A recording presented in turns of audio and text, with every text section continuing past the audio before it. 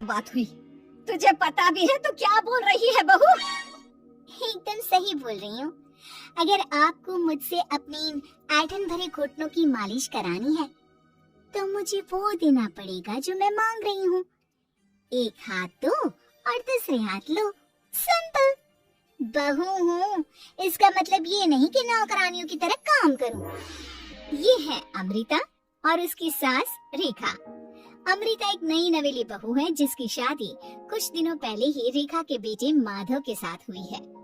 वैसे तो अमृता दिल की बहुत अच्छी है, लेकिन वो कहते हैं ना कि खून का रंग तो दिखता ही है।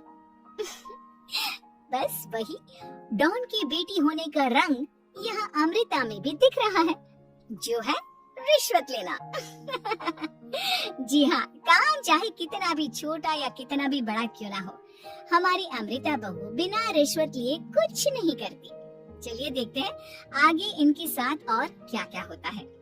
रेखा और अमृता को लड़ते देख ससुर प्रेमचंद वहाँ आता है और कहता है, अरे क्या हुआ?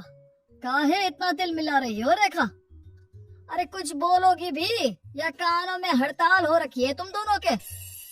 देखिए ना पापा जी, माँ जी ने मुझे कहा कि मैं उनके घुटनों की मालिश कर दूं, लेकिन उसके बदले में माँ जी मुझे वो हीरो वाला पुश्तैनी हार देने से इनकार कर रही हैं। क्या? घुटनों की मालिश के लिए हीरो का पुश्तैनी हार कौन मांगता है बहू? पापा जी, आपको तो पता ही है ना, आपकी बहू कितनी सयानी है और कोई भी काम फ्री में नहीं करती। और अब शेखावत खानदान का आटा तो इतना भी गीला नहीं है कि अपनी बहू को हार ना दे पाए। क्यों माय डियर माँ जी? देखा आपने प्रेमचंद जी, ये अब मुझसे पुश्तैनी हार मांग रही है, कल को पूरा घर मांग लेगी। अरे जा जा, मैं खुद कर लूंगी अपनी मालिश। ठीक है, मुझे क्या। एंजॉय योर मालिश टाइम माँ जी। रात में जब पति महादेव दफ्तर से लौटकर घर आते हैं तभी कमरे में, अमू अमू सुनो ना, मेरा वो लाल रंग का जो शर्ट है ना, वो धो दो ना प्लीज। एक्चुअली कल मेरी एक इम्पोर्टेंट इंटरनेशनल क्लाइंट के साथ मीटिंग है, बहुत बड़ी डील का ऑफर है, इसलिए मैं अपनी उस लकी शर्ट को पहनकर जाना चाहता हूँ। हाँ, अभी धो दो, रात भर में तो सूखी जाएगी, फिर कल अच्छे से कड़क वाली इस्त्री कर देना अपने शुभ शुभ हाथों से। जी नहीं, मैं ये सब ऐसे ही नहीं करने वाली। अगर काम करवाना है तो मेरी एक शर्त है। अरे यार, तुम और तुम्हारी शर्तें, बोलो क्या है? आपको मुझे 10 मनीष मल्होत्रा डिजाइनर की साड़ियाँ दिलानी होगी। 2 हफ्तों में मेरी स्वीट हार्ट फ्रेंड बिल्ला रानी की शादी है। मैं वहाँ डिजाइनर साड़ी पहनकर जाऊंगी और सबको जला दूंगी। माधव अपनी बीवी की बात सुनकर हैरान परेशान अपने सर पर हाथ रखकर बैठ जाता है। अरे तुम बीवी हो या आफत? तुम्हारे दिमाग में जंग लग गया है क्या? देखो, इतने सारे पैसे नहीं है मेरे पास। तुम्हारी याददाश्त तो जगह पर है ना माधव, भूल गए? मैं एक डॉन की बेटी हूँ। अगर तुमने मेरे कहे मुताबिक काम नहीं किया तो तुम्हारे लाल शर्ट को दूर ही रखो, मेरे पापा तुम्हें ही लाल कर डालेंगे। ठीक है, चलो अब ज्यादा मत डराओ, तुम्हें जो चाहेगा मिल जाएगा। अब ये डर और रिश्वत का सिलसिला यूं ही चलता रहता है और इसी तरह समय बीतता रहता है। एक सुबह सब नाश्ते के टेबल पर बैठे थे, जहां अमृता सबके सामने एक व्हाइट बोर्ड लाती है जिस पर दिन भर के सारे कामों के रेट लिखे हुए थे। अब ये क्या है? टीचर नहीं बनने का इरादा है क्या तेरा? अगर हाँ तो अफसोस, बेचारे बच्चे, उनका भविष्य तो अंधेरे में है।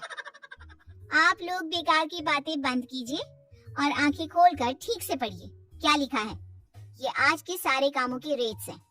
आलू पराठे, चाय, दाल, रोटी, चावल, सब्जी, हलवा, मिठाई, रसोई की सफाई, वॉशिंग मशीन में कपड़े धोना, ओखल में मसाले कूटना और माँ जी और पापा जी की अलमारी की सफाई करना। इन सब कामों की कुल मिला के जो रकम बनती है वो है ये 10,000 रुपए और माँ जी के लेटेस्ट लाए हुए सोने के झुमके भी। अमृता, तुम इंसान हो या हैवान? जरा तो दया करो हम पर। हे राम जी, उठा लो, अब ना देखा जाता ये सब। सच में पता नहीं कौन सा दिन था वो जब ये हमारे घर आई। महादेव, तेरे प्यार ने तो हमारा जीना दुश्वार कर दिया बेटा। दुनिया में बहुत रिश्वतखोर लोग देखे, लेकिन ऐसी रिश्वतखोर बहू पहली बार देख रहा हूँ जो अपने ही परिवार को लूटने में लगी है। बहू, तुझे पता है ना कि ऐसे रिश्वत मांगना गुनाह है। पापा जी, मैं कोई गुनाह नहीं कर रही हूँ। रिश्वत लेना बाहर की दुनिया में गुनाह है। मैं तो बस अपना हक मांगती हूँ। मेरी रिश्वत रिश्वत नहीं, मेरा शगुन है, नेक है। और वैसे भी मैं एक बहू हूँ, इसका मतलब ये नहीं कि मैं सब काम पूरी जिंदगी फ्री में करूँ, आपके चरणों को धोते बैठूं और 24 घंटे आपकी नॉन स्टॉप सेवा करती बैठूं। चलिए छोड़िए, नाश्ता और खाना चाहिए तो बोल दो जल्दी से, वरना मैं चली थिएटर। आज मेरे फेवरेट सलमान की पिक्चर रिलीज हुई है। इतना कहकर अमृता वहाँ से चली जाती है। इस बेवकूफ का जल्दी कुछ करना पड़ेगा। कुछ दिनों बाद घर में पूजा रखी थी और पूजा में 11 पंडितों का खाना बनाने के लिए कहा जाता है, वो भी नई बहू के हाथों से। देखो अमृता बहू, आज घर में पूजा है, 11 पंडितों को खाना खिलाना है। 56 भोग बना पाओगी? उन्होंने कहा है कि नई बहू के हाथों का खाना ही होना चाहिए, नहीं तो मैं रेखा को ही बोल देता हूँ। ओ कम ऑन पापा जी, खाना तो मैंने फ्री फंड में अपने घर में भी कभी ना बनाया।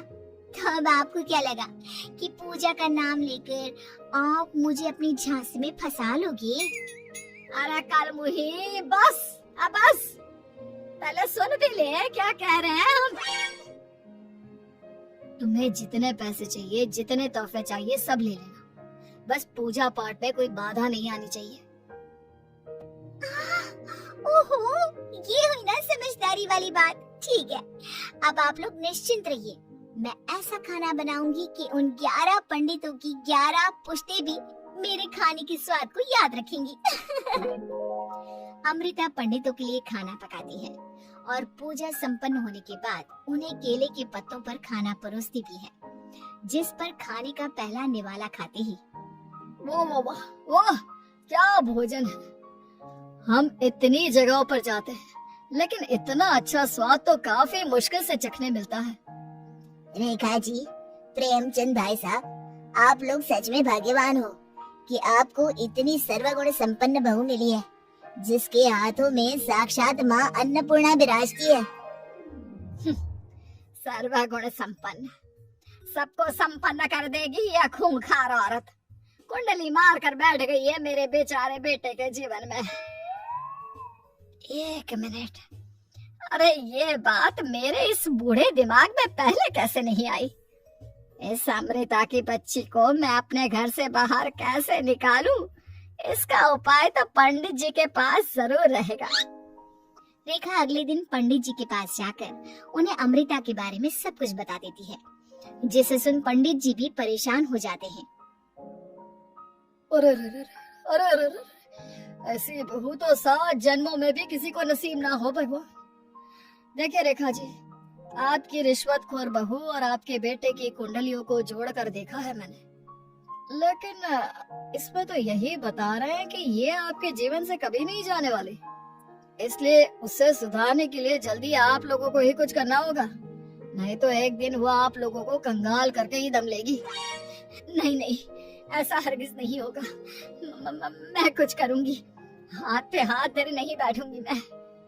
वहीं घर पर अमृता को ये पता चल जाता है कि उसकी सास रेखा पंडित जी के पास उसकी और महादेव की कुंडलियां लेकर गई थी, और इस पर जब रेखा घर लौटती है तब वाह माँ जी वाह, बहुत ही ज्यादा सयानी निकली आप तो। लेकिन मैं आपको एक बात बताना चाहती हूँ कि मेरी और महादेव की कुंडलियां जोड़कर पूजा पाठ और हवन करके भी कुछ नहीं मिलेगा, क्योंकि मैं ऐसी बला हूँ जो आप सबकी जिंदगियों से अब कभी नहीं टलने वाली, फिर चाहे आप कितने भी टोटके हवन या उपाय कर लें। तो खुद को समझती क्या है रे बदतमीज, तुझसे बात करना तो दूर, मुझे तो तेरी शक्ल देखना भी नहीं पसंद। अब सास बहू के बीच एक अनकहा सा युद्ध छिड़ जाता है। दिन बीतने लगते हैं, लेकिन एक दिन अचानक रेखा की तबीयत हद से ज्यादा खराब हो जाती है और उसे सांस लेने में भी काफी दिक्कत और परेशानी महसूस होती है।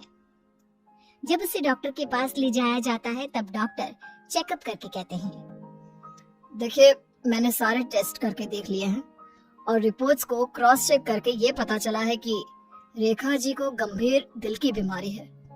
उनके फेफड़ों में भी काफी सूजन आ गई है। उनका जल्द से जल्द ऑपरेशन करना होगा, वरना आई एम सॉरी टू से उन्हें बचाना मुश्किल हो जाएगा। ये खबर सुनकर प्रेमचंद और माधव दोनों हक्का बक्का रह जाते हैं। लेकिन डॉक्टर साहब, कितने पैसे लगेंगे ऑपरेशन के लिए? और उसके बाद रेखा पूरी तरह ठीक तो हो जाएगी ना? जी हाँ, इस ऑपरेशन के बाद वो बिल्कुल ठीक हो जाएंगी, लेकिन वो तभी हो सकता है जब ऑपरेशन टाइम से हो पाएगा। और रही बात ऑपरेशन के खर्चे की, तो उसमें तकरीबन 6 से 7 लाख रुपए तक लग सकते हैं। जहाँ एक तरह सब रेखा की तबीयत और ऑपरेशन को लेकर परेशान होते हैं, वहीं घर पर रेखा को बिस्तर पर देखकर भी अमृता के अंदर जरा भी दया नहीं आती। ओ माँ जी, ये अपना फालतू का मेलोड्रामा बंद कीजिए ना आप। मुझे पता है आपको मुझे रिश्वत नहीं देनी है और घर के सारे काम मुझसे मुफ्त में करवाने हैं, इसीलिए आप ये सब कर रही हो ना। सीरियसली अमृता, ऐसे हालात में तुम ऐसी बातें कैसे कर सकती हो? हम यहाँ परेशान हैं कि ऑपरेशन कैसे कराएंगे, बैंक में इतने पैसे भी नहीं है, और तुम माँ को ताने सुना रही हो। अरे अमृता बहू, मैं भला ढोंग क्यों करूंगी? हम 6 से 7 लाख का बंदोबस्त कैसे करेंगे? करेंगे पापा, कैसे भी करेंगे। अमृता, अगर कभी भी जिंदगी में तुमने मुझसे सच्चा प्यार किया है, एक पल के लिए भी सही, तो तुम्हें आज इस परिवार, इस घर की नींव, मेरी माँ को बचाना होगा। हमने अपना सब कुछ तुम्हें दे दिया है, अब तुम्हारी बारी है अपने किए का हिसाब चुकाने की। मुझे पता है तुम्हारे अंदर भी दिल है। अमृता बिना कुछ कहे वहाँ से चली जाती है और अपने कमरे में जाकर वो अलमारी में से अपनी माँ की तस्वीर को निकालकर अपने सीने से लगाती है और भावुक हो जाती है। माँ, आपके जाने के बाद पापा ने ही मेरा ख्याल रखा, लेकिन उनकी वजह से ही मुझ में काफी बुरी आदतें भी आ गई। शायद मुझे इतना बुरा आपकी गैर मौजूदगी ने ही बनाया। मैंने कभी आपकी लोरी नहीं सुनी, आपकी गोद में नहीं सोई, आपके हाथों से अपने बालों की चंपी नहीं करवाई, क्योंकि वक्त से पहले ही आप मुझे यहाँ छोड़कर चली गई। लेकिन अब मैंने जितना भी इस घर से लिया है, उतना सूद समेत चुकाने की बारी आ गई है। अब मैं अपने रहते अपने प्यार को भी उसी दर्द से नहीं गुजरने दे सकती जो मैंने आपके नहीं होने से सहा है। अमृता तुरंत ही अपने सारे पैसे और गहने माधव को लौटा देती है और रेखा का ऑपरेशन किया जाता है। रेखा ठीक हो जाती है और जब घर आती है तब अमृता दरवाजे पर आरती की थाली लिए खड़ी होती है। वेलकम होम माँ जी, हाय मिस्ड यू। पता है कितने दिनों से किसी के भी साथ लड़ाई नहीं की थी मैंने, और ना ही किसी से रिश्वत मिली मुझे। क्या? हमें तो लगा था कि तेरी अकल ठिकाने आ गई है, लेकिन तू तो अभी भी जैसी की तैसी ही है। माँ जी, पूरी बात तो सुनिए। हाँ, ये सच है कि मैं रिश्वत लिए बिना नहीं रह सकती लेकिन अब ना मेरी रिश्वत बदल गई है। अब मुझे हर काम के बदले छप्पी, अपनापन, प्यार और अपनी इस माँ का दुलार चाहिए ये सब तो हम तुझे भर भर के दे सकते हैं बेटा। पूरा घर एक साथ अमृता को जोर की छप्पी देता है और सब हंसते मुस्कुराते घर के अंदर चले जाते हैं।